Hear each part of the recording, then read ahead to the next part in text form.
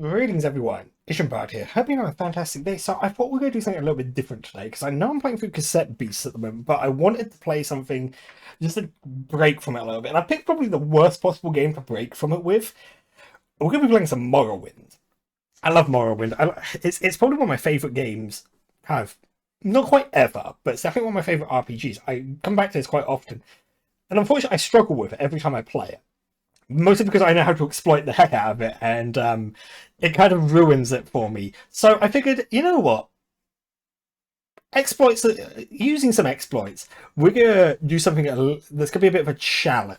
Challenge, he says in inverted commas, because theoretically it's gonna reach a point where we should be able to breeze through it. But there are three main bosses in the game. There's one for the main story and one for the two DLCs, expansion packs they were called back in the day. And we are going to hit all of those bosses and we are going to defeat them using our fists. Yes, we're going to punch them. Most of them are gods. So we're going to go in here and punch some gods. Ah, this is going to be fun. I'm really going to enjoy this.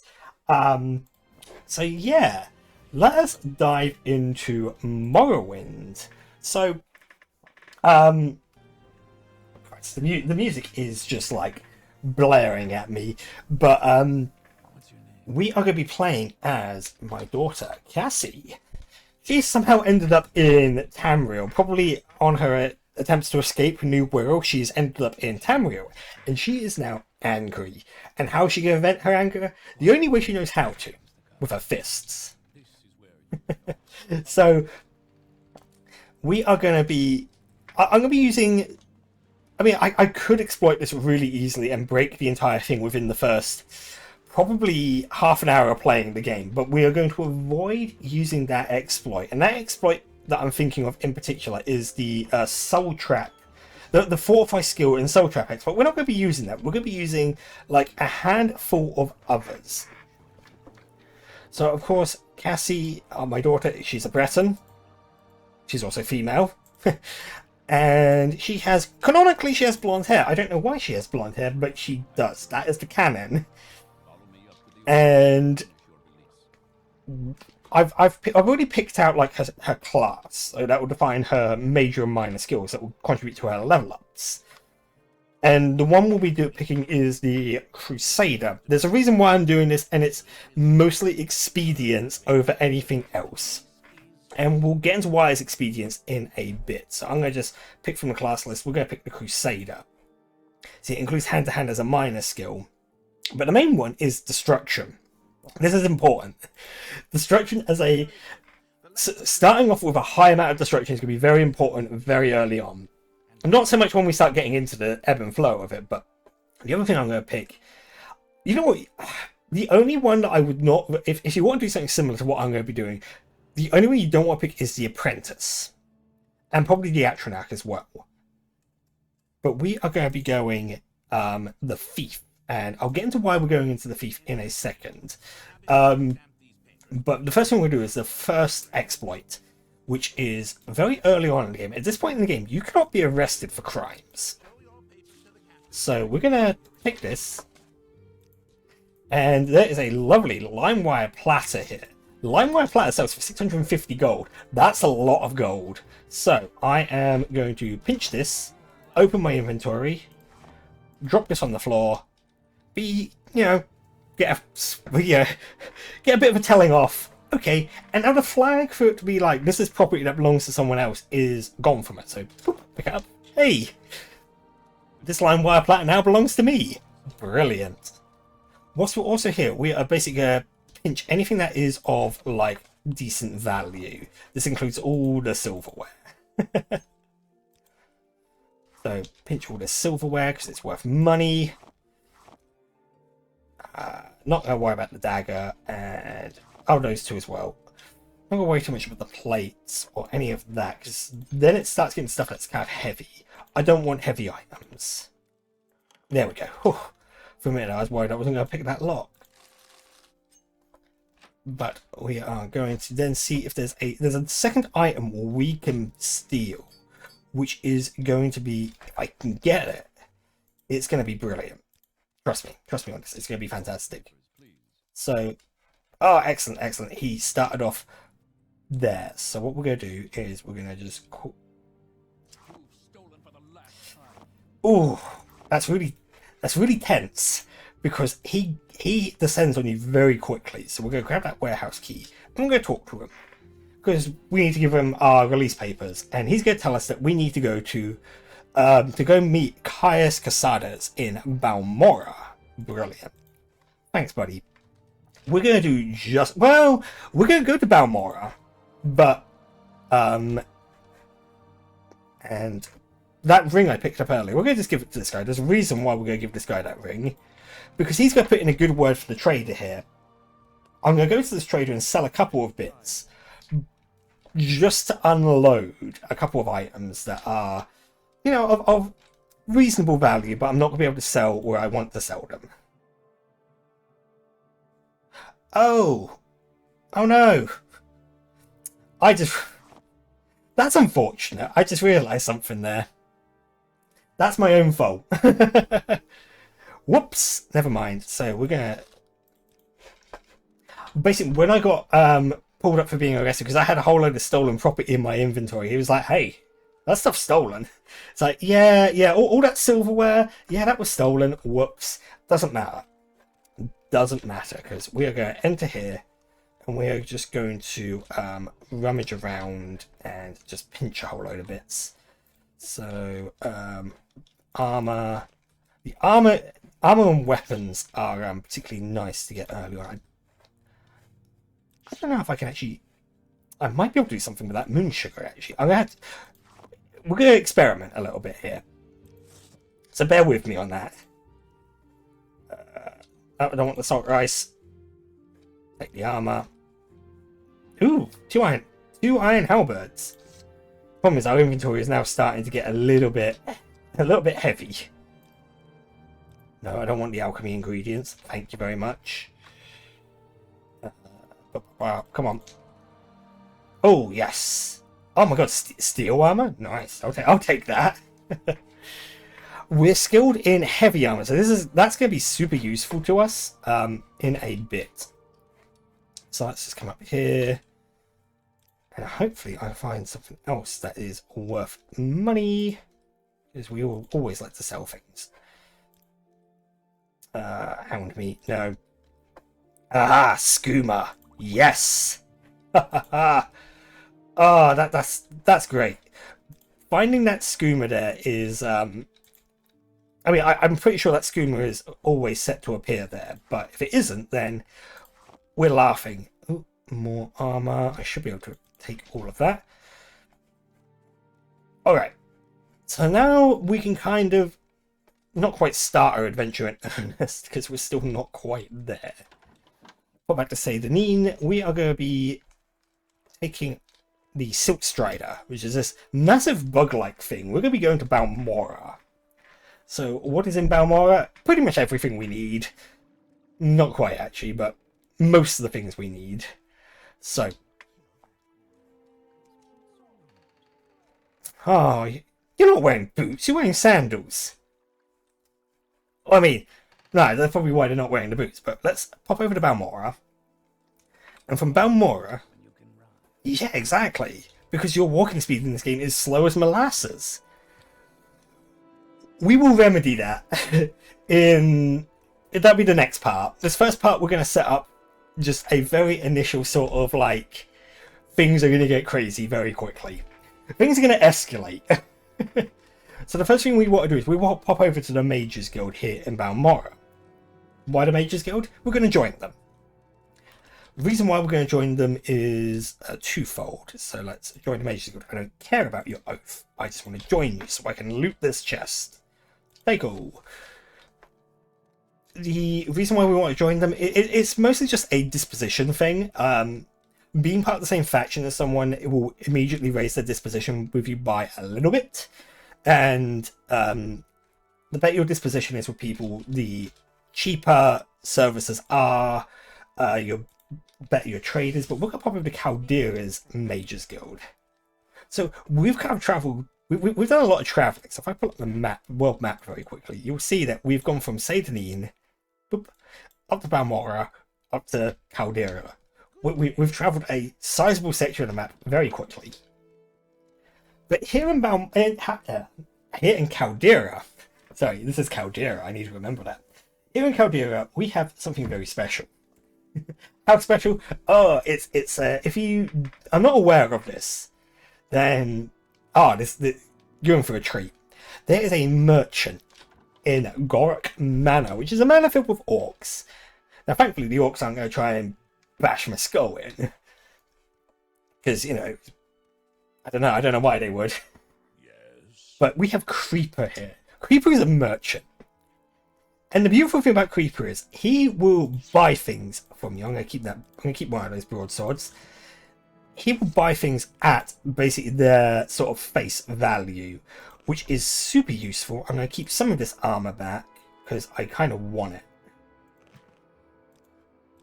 Let's have a look. Steel, Imperial steel greaves or the normal steel greaves. The Imperial ones are actually better. Oh, actually, hang on. Yeah, so we're gonna keep that pauldron. Sell the flint. Sell the skooma. And you can see that my oh, he doesn't buy the moon sugar. No, that's a shame. But he will buy the limeware platter. And he doesn't buy books either, which is a shame. But he can keep there, and I think we're pretty good. So we will get 2,000 gold, which is a ridiculous amount of money to have at this stage in the game. So we're just gonna sort of armor ourselves up a little bit. Oh, that's the one we want. Should have sold that other one. But we're gonna armor ourselves up a bit just for protection purposes, because let's sell that. So that's another 60 gold. Brilliant. Now that we have money, now that we have money, we can do the next part. And this was always the part that if you're doing what I'm doing, which is rushing this, if you need a sizable amount of wealth to start. I say a sizable amount of wealth. I mean, 2,000 gold is more than enough. I mean, you need about 1,000 ideally. 1,000 gold will set you up real nicely for this. So what we're going to do is we are going to go over to you. We're going to travel back to Balmora. And now that we're back in Balmora, we need to head outside of Balmora, which is part of the reason why I've got myself equipped with this stuff. I mean, I know we're going to be punching things later, but right now our punch is not very good. we have a 15 in punch. That's not going to hit Jack. And plus my stamina is low. And something you would learn in this game is your stamina, your fatigue, is super important. It is like one of the most important attributes in the entire game. It's like ridiculous how much actions are weighed against are weighed against fatigue. Like the success of anything, from casting spells to picking locks. Heck, even bartering with traders, if you are fatigued, you can't barter as good, which I didn't notice. It's madness. So definitely one of the things that we will do, because that might. Oh, okay. I was just watching the draw distance and being like, is that going to be a thing? So our athletics has increased. This is good. Athletics is a really useful skill. I would never set it as a major or a minor skill though, because it's one of those things that will go up semi-randomly based on how much you're running or swimming around. And you don't want it to interfere with your leveling up.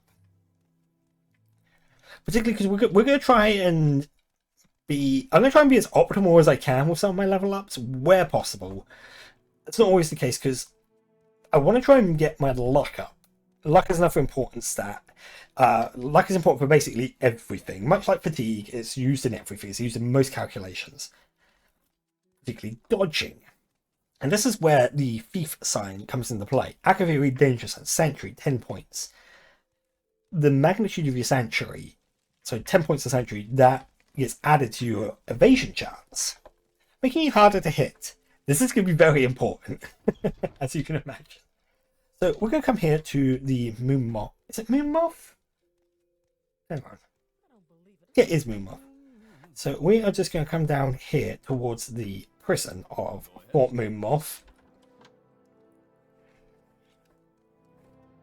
And there is a merchant. There's someone who's going to sell us some spells. Yep. This lady here, she's going to sell us a very useful spell. We are going to pick up the Drain Athletics spell. Boom. That's, keep in mind, that's 660 gold. That's a lot. But this is where things are going to get silly. So, important stats that we need to think about are endurance, willpower, speed, agility. These are all very... These 4 stats are going to be our 4 main stats. Strength doesn't matter, because weirdly, strength is not added to the calculation for unarmed strikes. So we're not going to worry too much about our strength. Strength is useful as it will increase our carry capacity, and we will be decking ourselves out with some heavy armor later on, but by the time we hit that point, we should be fine. We'll have plenty of strength, he says. So we're going to head back to...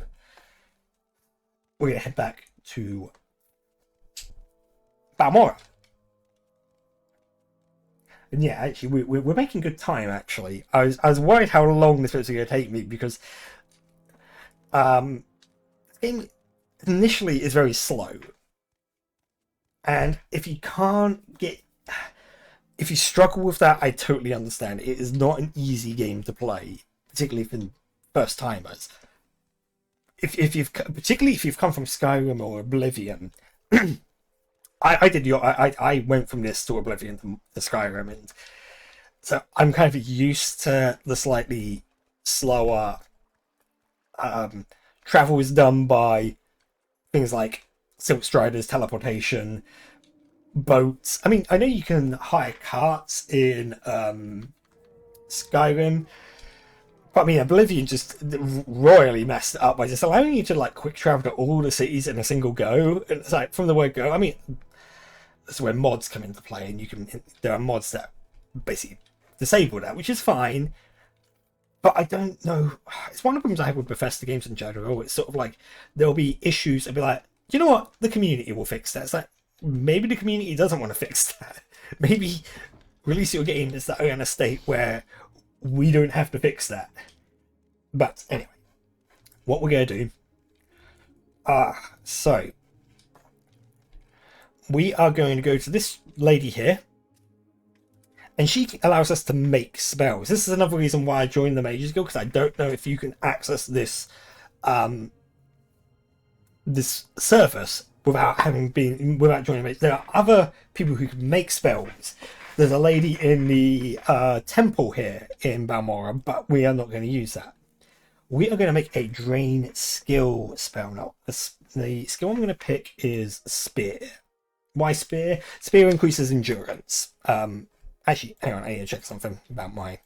You have my attention. Spear is not one of my good, because that increases endurance. So what we're going to do is we're going to spell make. We are going to go Drain skill, and we are going to go Spear. We're going to make a spell of magnitude 100, 100, on self for 1 second. Boom.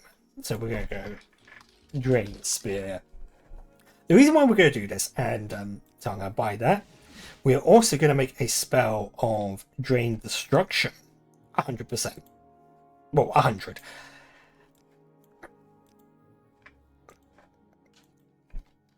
Drain Destruction. Brilliant. Buy. So, now that we've set up, now that we've done that, because this will increase, well, let's get to the next phase. We're going to pop over to the Fighters Guild next door, because I believe there is a lady here who can increase our... I believe it's a lady, or it might be the bloke. There is someone here who can boost our... boost some of our stuff. So let's come into here. Boom. Is it you? Yes, spear. So what you'll notice is she can train your skills by 1 level, and it's going to cost 113 gold. That's expensive, particularly because I need to get 10 level ups in spear. Why do I need 10 level ups? Well, when you level up skills, they have a governing attribute. If you increase a skill by 10 levels in that level up, you'll get you'll be able to increase a stat by that governing stat by 5. It will make sense. It's something that's easier to show than explain, I suppose, at this point. So we're going to take our Drain Spear spell now. Admittedly, we have a 50% chance to cast this. This might not go as planned. So what all we need to hear is the sound of an explosion when I cast it. Now this is on self, isn't it? That's good. No, failed. Ah! Oh, this is not going well. Ah, there we go. You hear that explosion? Means it's landed. We're going to training now. Hey, look. Spear costs 1 gold to train up. Nice! So, we can do this a buttload of times. So that's 3 level ups in spear. Oh, geez. Lady. So we are now... Actually, I just remembered I actually have potions of Restore Magicka. Nice! I forgot I had these. Mostly because most of the time I've done this, I've, like, forgotten that I can get these. So we are currently on Spear 14. This is good. Training, Spear. And basically, you know, we are going to be initially exploiting this for a little while. So this will allow us to get... Let's have a look. That's now 17. That's fine. This is good. I failed cast. Well, grab a potion. Fill ourselves up. And yeah, theoretically, what you'd be able to do is, because when you're damaged, when you're drained of a skill, you know, it's saying it's increased to 0. This means it's actually gone to a negative value. Theoretically, you'd be able to boost any skill up to 200 doing this.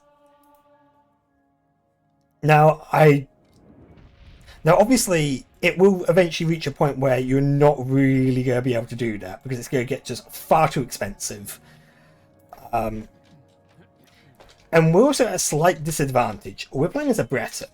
There's a reason why I've picked Breton specifically. And something that will happen is my magical resistance will kick in. What I mean by that is, so whilst it's all well and good that we are reducing our skills by a factor of 100, actually, because we have 50% magical resistance, it's actually only dropping it by 50. Yeah. Now, if you were to play it as a anything that has like decreased magical resistance, that doesn't actually impact the factor, the scaling factor. So if I was to play it as a high elf and they have 100% weakness to magicka, a magnitude of 100 on a drain spell isn't going to drop you down to that's not going to drop you down to by 200. So yes, we are now going to grab our destruction. So the reason why I've also picked destruction is 2 reasons. Destruction is one of my major skills.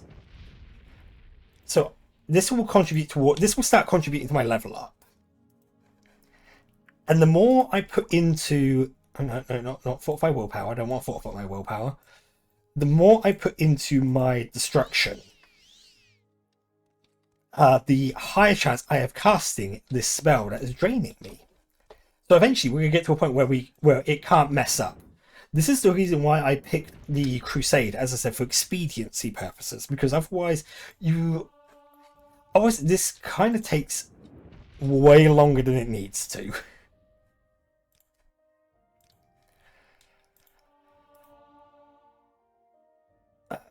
what am I at the moment? So I'm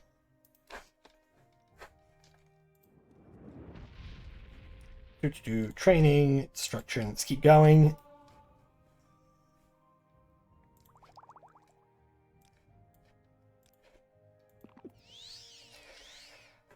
And the other thing that's useful about powering up my destruction as well is that it will slightly decrease the cost, I believe. I think that's how spells work in this game. I can't quite remember.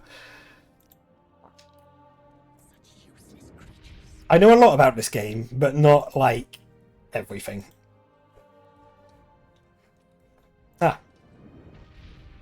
But we are getting to the point now where we are very consistently... Yeah, we are now at 100%, so we can't not... We can't fail, which is brilliant. So training, destruction, and one more. Training, destruction. Let's rest and meditate on what we've learned. So we can just pop a squat for an hour. Boom. So there you go. We've got 5 points in willpower because we did 10 levels of destruction, and we got 5 points in endurance because we did 10 levels of spear. And I'm going to drop a point in luck. Excellent. So yeah, that's the start of this. This is how this is going to begin, and things are only going to get messier from here. Trust me. I think the next thing I really need to work on is we'll work on the next part of the exploit. The next thing I'm going to exploit, which is where being a Breton really pays off.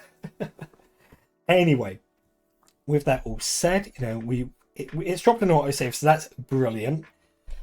But what I think we'll do is we will leave it here. As I said, I'm quite glad that we got to where we did with this, because I was worried about how long it was going to take. But it all worked out quite well. So next time, there's going to be a part where I probably won't record everything I do for Morrowind, because there'll be... You don't want to see me just sit there destructing myself. To lower certain stats, to then power them up, to then... No, that's going to not be fun. So if I'm gonna be doing stuff like that, you won't bear witness to that. But I probably won't do it in huge increments. It's not like the next part I'm gonna suddenly be level 25. I'll probably keep myself at level 2 because we can do the next phase. And the next phase is gonna be fun. Trust me. And then we can start having fun with our fists. Which is always weird. I always end up saying weird things when I'm playing games, don't I? Anyway, hope you've enjoyed yourselves. We're going to have some fun breaking Morrowind, and I'm still going to be playing Cassette Beasts sort of in tandem. I'll figure out how I'm going to do it, but in the meantime, I hope you've enjoyed yourselves. There'll be links to my socials in the description below, and I look forward to seeing you in the next one. Bye for now. Hey, thanks for joining me on this episode of Morrowind. Things are going to get more and more broken progressively. Don't worry, it's going to be a hoot. Anyway, I hope you've enjoyed yourselves. There'll be, on the screen there, you'll have a button that you can click on to subscribe to me, and there'll also be some other videos you can watch. You know, you can watch those as I'm grinding up my skills. I'll see you around.